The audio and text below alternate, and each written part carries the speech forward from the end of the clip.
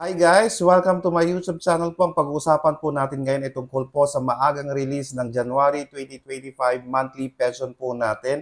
Ang first batch po, linawin ko lang po, ang first batch po ay marirelease po sa December 27, 2024 po dahil yan po ang pinaka-last na regular working day po natin.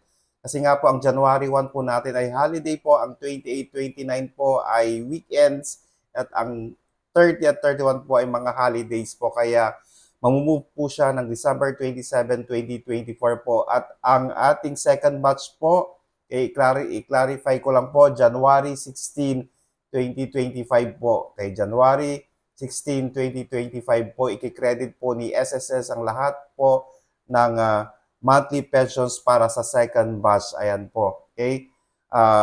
Masaya po tayo ngayon dahil nga po napaaga ang first batch po natin. Ayan. So maraming salamat po. Stay safe. Bye-bye.